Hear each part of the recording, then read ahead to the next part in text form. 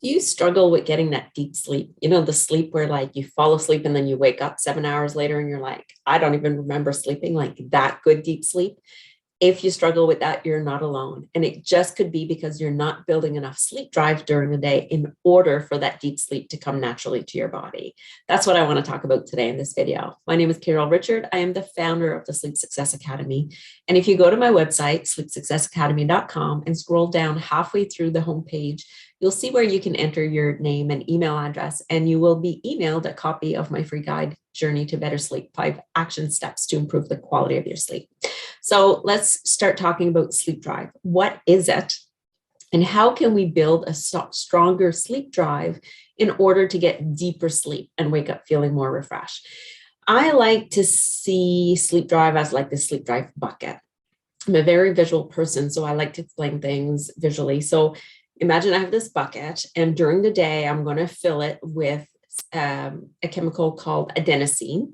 And as I fill up the bucket all day, when it's full, that means my sleep drive, or my sleep pressure, some people like to call it, is full, and my body is ready to go to sleep.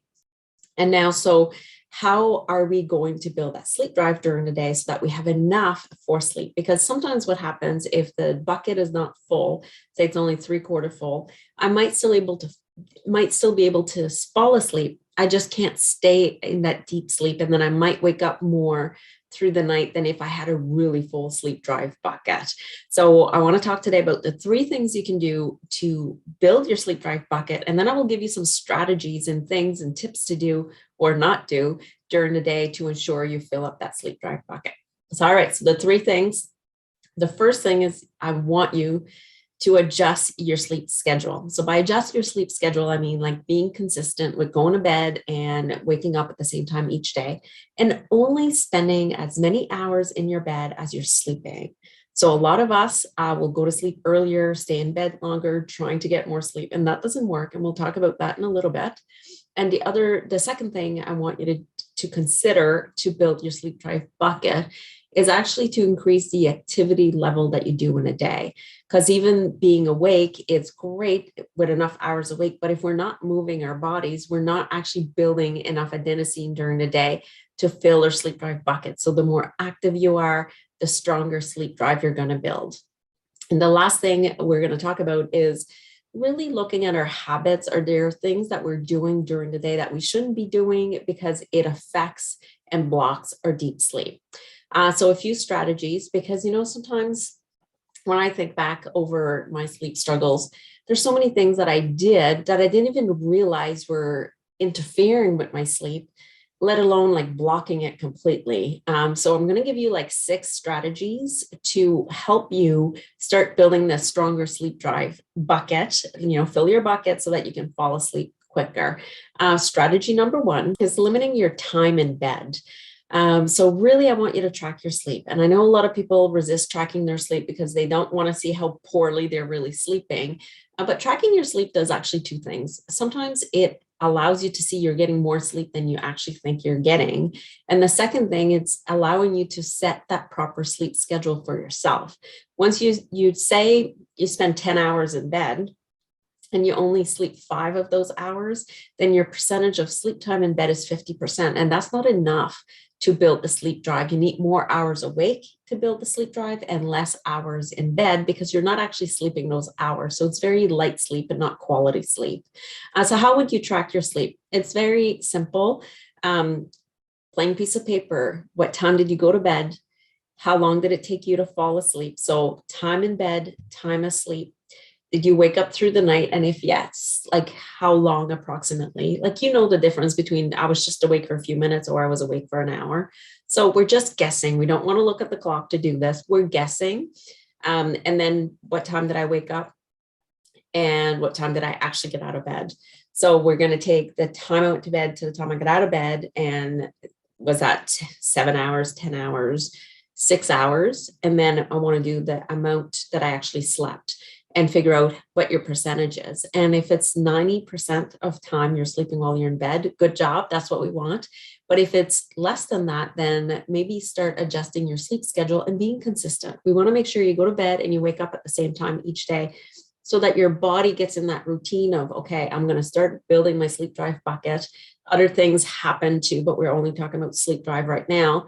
And so it knows that it's full by, say, for me, it's 9 p.m. I go to bed, like I'm sleeping probably by like 9:15, 9:30 is late for me. And I'm up at 5:15, usually out of bed. So that is my sleep schedule. But what is it for you? Some people go to bed at midnight, wake up at 7:38.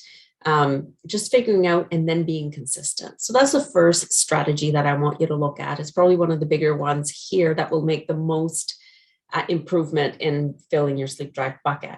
And it's not going to happen overnight, unfortunately. You're going to have to do this for a week or two to see how how much deeper your sleep will get. All right, so the second strategy is don't sleep in, not even on the weekend. I know that's hard because on the weekend we're thinking, oh, I don't have to get out of bed at 5. I still do. I will the occasional time do 6, but I still get out of bed because I know that my body right away starts building the adenosine in my sleep drive bucket so that I can make sure to go to bed. And I do that even on weekends because I want to feel just as good on Monday as I did on Wednesday, Thursday when I followed a schedule. So I don't sleep in. What happens when you sleep in, you're taking away from that sleep drive bucket. Your body's not building that chemical and to put it in your sleep drive bucket. So you're not able to have enough hours awake.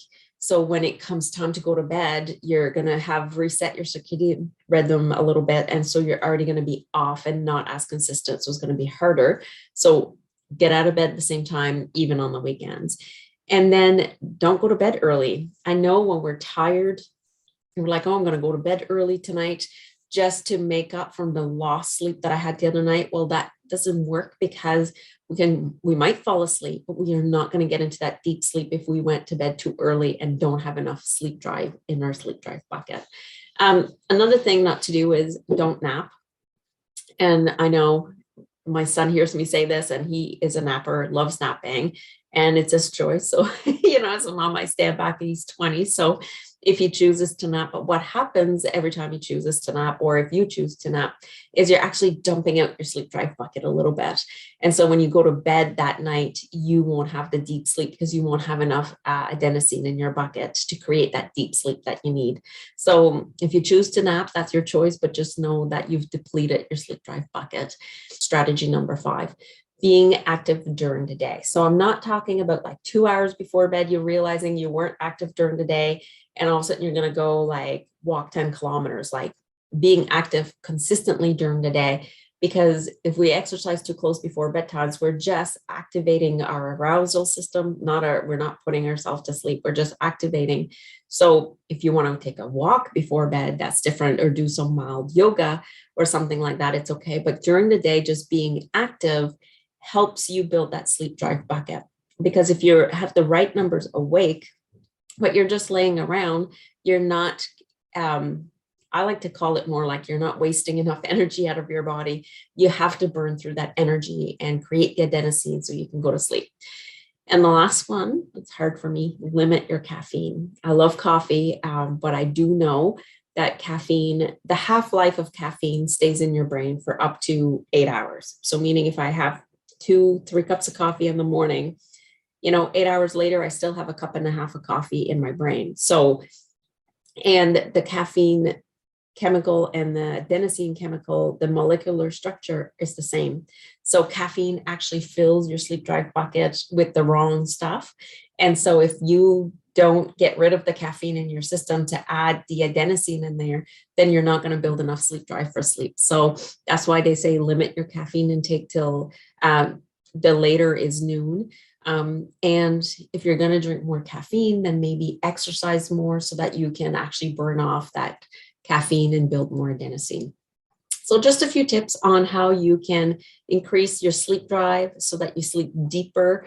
I know in my Facebook group, I'll put the link in the comments below, but in my Facebook group, I noticed that there's a lot of people that say they can fall asleep, but they always have light sleep. And this could be a reason why. So try out these strategies and let me know how they work for you.